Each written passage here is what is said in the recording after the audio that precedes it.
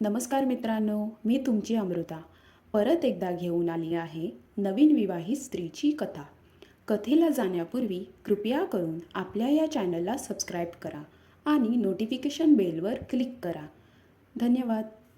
ही कथा आहे मुंबईमधील एका चाळीची, जी अत्यंत गजबजलेली असते. विविध प्रकारचे लोक राहतात. त्या चाळीत एक घर होतं, जिथे रमेश राहायचा. रमेशचं वय 36. त्याचं एक छोटंसं रिपेअरिंगचं दुकान होतं. तसं दुकान चाळीच्या दूर होतं. रमेश एक विवाहित पुरुष. त्याचं लग्न 7 वर्षांपूर्वी झालेलं. एक सुंदर पत्नी आणि एक 5 वर्षांचा मुलगा होता. एक प्रकारे रमेशचा संसार सुखी होता. विद्या, रमेशची पत्नी, वय 34, कमी शिकलेली परंतु रूपाने देखणी आणि शरीराने गच्च भरलेली. लग्नानंतर सुरुवातीला चाळीत राहणे विद्याला अवघड गेले.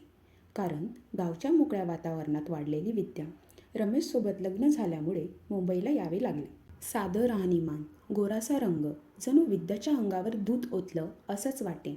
देखणा रेखीव चेहरा, कसलेली कंबर, उंच बांधा, ब्लाऊजवरून दिसणारी फुगलेली मोठी छाती आणि साडीतून दिसणारी विद्याची गोलाकार बाहेर आलेली मोठी भरगच्च गाण. हे विद्याचं वर्णन. तिच्या मादकतेबद्दल सांगायचं झालं तर चाळीतली तरुण मुलं विद्या जेव्हा घराबाहेर निघत तेव्हा तिच्या एक झलककरिता वाट पाहत बसायची. साडीत विद्याची दिसणारी व चालताना हलणाऱ्या गांडीचा मोहक अनुभव पाहून त्यांच्या रात्रीची सोय हो. चाळीतील म्हातारी माणसं देखील मागे नव्हते.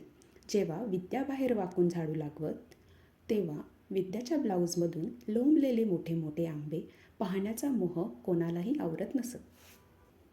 रमेश आणि विद्याला 5 वर्षाचे एक मूल. ते आता शाळेत जाऊ लागले होते.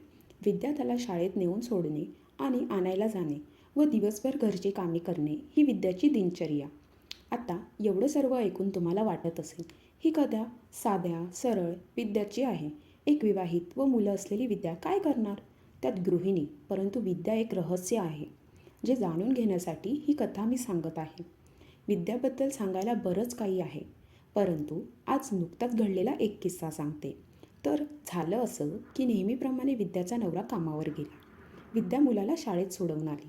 भर दुपारचा वेळ होता. विद्या तिच्या चाळीच्या खोलीत पहुडलेली होती. आज तिने अत्यंत मादक अशी हिरवी साडी आणि टाईट ब्लाऊज घातलेला होता. तिच्या हातात तिचा मोबाईल होता आणि हसत हसत ती कुणाशी तरी बोलत होती. तिचे स्तन बोलताना वर खाली होत होते आणि श्वास देखील गतिमान झाला होता.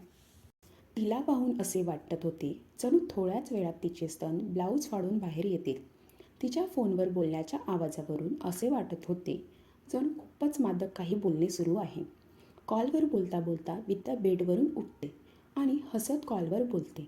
बरं राजा, ये, परंतु जास्त काही नाही, मला मुलाला आणायला शाळेत जायचं आहे. एवढं म्हणत विद्या कॉल ठेवते. स्वतःला आरशात एकदा पाहून हळूच दाराची कळी लावत साडीमध्ये बाहेर निघते. घराच्या थोडं पुढे जाऊन ती एका गल्लीमध्ये घुसते, जिथे समोर एक बंद पडलेला रस्ता होता. साधारण ती तिच्या घराच्या मागे आली होती, जिथे कोणी येत जात नव्हते आणि रस्ता देखील बंद होता. त्यात पोकळ गल्ली असल्यामुळे कुणाची नजर पण तिकडे जात नसायची. विद्या मात्र त्या गल्लीमध्ये आपला मादक देह घेऊन घुसली होती. जणू कोणी तिची तिथे वाट पाहत आहे आणि तिथे जाताच विद्याला तिच्या मादक गांडीवर कडक हातांचा स्पर्श जाणवतो आणि तिचं संपूर्ण अंग त्या स्पर्शाने उसपरून येतं. विद्या मागे वळून पाहणार तोवर तो स्पर्श तिची साडीमधून गच्च दिसणारी गांड कुरवाळून काढतो आणि तिच्या गोऱ्या कमरेला एक हात जवळ घेऊन तिला मिठीत घेतो. विद्या, चावट, हळू ना, किती जोरात करतोय, एवढी काय गरमी आहे की राहवत नाही तुला? विद्याला मिठीत घेणारा तो व्यक्ती विद्याच्या चाळीतला तरुण परंतु वाया गेलेला मुलगा होता, ज्याला सर्व बंटी म्हणून हाक मारत. बंटी तसा अत्यंत हरामी आणि वाया गेलेला मुलगा. चाळीतील बायकांना ताडणे आणि रात्री दारू पिणे, दुपारी उठून पुन्हा बायकांना ताडणे असा त्याचा दिनक्रम. विशेष म्हणजे बंटी विद्याच्या घरापासून दूर राहायचा, परंतु विद्या आणि बंटीची आईची चांगली ओळख होती. एक दिवस बंटीच्या आईने विद्याला घरी चहा पिण्यासाठी बोलवलं असताना बंटीची नजर विद्यावर पडली आणि त्याच नजरेचा परिणाम आज दोघे त्या गल्लीत आणि विद्या बंटीच्या मिठीत होती.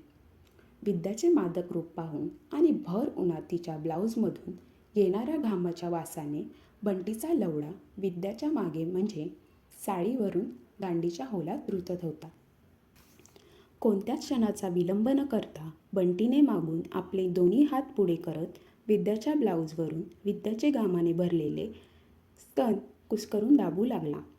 विद्याला तो वार सहन झाला नाही. ती हिरवळू लागली आणि मुखातून आल्हाद दाद देऊ लागली. हरामी कुठला, हळू ना, पळून चालली आहे का कुठे? बंटी: हो ग राणी, तू खूप कमी हातात लागतेस आजकाल. मग आता भेटली आहे तर बघून घेतो तुला. काय माहीत कोणाच्या लवड्यावर चढत असशील आजकाल. विद्या: हरामी, तुला जेवढं भेटत आहे ते कर, जास्तचं बोलू नको. बंटी: मग ते कर ज्यासाठी इथे बोलवलं आहेस मला.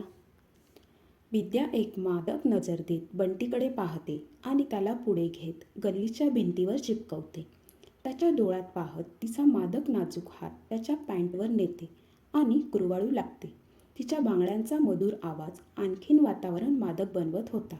बंटी जणू स्वर्गात गेला होता. एक विवाहित सुंदर स्त्री त्याच्यासारख्या वाया गेलेल्या मुलाचा लवडा चोळत होती. त्याचे डोळे बंद झाले होते. अंगात असलेला माज उतरला होता. आता फक्त तो विद्याच्या स्पर्शाचा सुख घेत होता. सालस विद्या जणू आता तिचं खरं रूप दाखवत होती. आपल्या साडीला सावरत ती त्या गल्लीत बंटीच्या लवड्याला बाहेर काढते आणि एकटक पाहत राहते. जणू तिला तहान लागली आहे अशी नजर ती त्या 25 वर्षाच्या पोराच्या लवड्याला पाहत होती. हळूहळू हात फिरवत आपला मादक आवाज ऐकवत ती बंटीच्या लवड्याला ताट करत होती. जेव्हा बंटीच्या सुपड्यावर पाणी सुटलं तेव्हा विद्या हसत आपली जीभ बाहेर काढत म्हणाली, हेच तर हवं होतं. उफ, ही अंगातली गरमी. त्या गल्लीत आता फक्त विद्याचं राज्य होतं. ती मादक अवस्थेत स्वतःला खाली बसवते, गांड बाहेर काढत ती साडीवर करून गुडघ्यावर बसते आणि त्या काळ्याशा लवड्यावर आपली जीभ लावते. खूप मादक दृश्य होते. बंटी तर स्वर्गात होता. त्याच्या लवड्याच्या टोकावर आता चीक गोळा होत होते आणि तेच चीक विद्या तिच्या गुलाबी जिभेने चाटत होती. कच कच लवडा हलवत ती चीक गळण्यासाठी बंटीला मजबूत करत होती. आता जणू विद्या पागल झाली होती. कुत्रीसारखी ती त्या ताटलेल्या लवड्याला चाटत होती. तिचे स्तन वर खाली होत होते. बंटी फक्त त्या कुत्रीला त्याच्या लणसाठी भुकेली होताना पाहत होता. विद्या: काढ ना लवड्या, या लवड्यातून तुझं पाणी, तहान लागली आहे मला. रिकामं कर ना तुझ्या लवड्याचा चीक माझ्या गळ्यात. भागव माझी तहान साल्या. बंटीला देखील विद्याच्या हरामी कुत्रीपणाचा जोर चढला आणि तो तिच्या केसांना पकडून त्याच्या लवडा तिच्या नरड्यात घुसवून घुसवून शिव्या देऊ लागला. विद्याला हे अनपेक्षित होते. तिच्या नरड्याच्या आतपर्यंत लवडा घुसू लागला आणि तिची संपूर्ण थुकी तिच्याच ब्लाऊज ओल्ला करू लागली. एवढं होऊन विद्याच्या चेहऱ्यावर आनंद होता, हास्य होतं. जणू तिला तेच हवं होतं. बंटी: मातरचोद साली, झवाळी कुठली फक्त लणचं चीक घ्यायला इथे आली. निर्लज्ज, किती लवड्याचं पाणी काढते काय माहीत.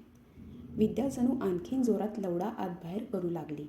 तिला तिची बदनामी प्रशंसा वाटत होती. तेवढ्यातच कचकन बंटीच्या लवड्यातून पिचकारी निघते. त्याचं पूर्ण चीक विद्याच्या डायरेक्ट तोंडात आणि गळ्यात उतरतो. कुत्रीसारखी बसलेली विद्या संपूर्ण चीक तोंडात गाळून घेते आणि आपल्या ओठांवर देखील चोळत तहान भागल्यासारखी चाहूल देते. विद्या: बराच वेळ टिकलास आज बंटी. पहिल्यांदा तुझ्या चीकसाठी घाम निघाला माझा. आई गं, पूर्ण अंग भिजलं माझं. पण मन शांत झालं लवड्याच्या वासाने आणि चिकाने. बंटी: मग कधी पुच्चीत आणि गांडीत टाकायचा पण चान्स दे. किती दिवस नुसतं चीक पिणार माझं तू कुत्रे. विद्या: भडव्या, जेवढी लायकी आहे तुझी तेवढं देते तुला. जेव्हा लायकी बनवशील तेव्हा जे होल मागशील ते दे. बंटी: बरोबर, ऐकून आहे मी तुझ्याबद्दल. फटका माल आहेस आणि गुरमी पण आणि माज पण कुत्रीसारखा. आई गं, काय ऐकून आहे तू या विद्या कुत्रीबद्दल. बंटी: हेच की ही विद्या संपूर्ण चाळीची रांड आहे. तू कित्येक लवडे तुझ्या पुच्चीत घालून घेतले आहेत आणि साडी वर करून कितीतरी म्हाताऱ्या लवड्यांना गांड दिली आहेस, झवाळी कुठली.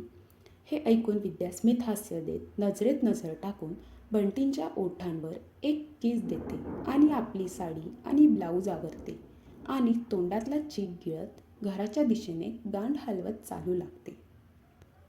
तर मित्रांनो, अशी होती चाळीतली गरम रान संस्कारी विद्याची कथा. जर ही कथा आपणास आवडली असल्यास हिला लाईक, शेअर आणि कमेंट करा. तसेच अशा बऱ्याच नवनवीन कथेसाठी आपल्या चॅनलला सबस्क्राईब करा. धन्यवाद.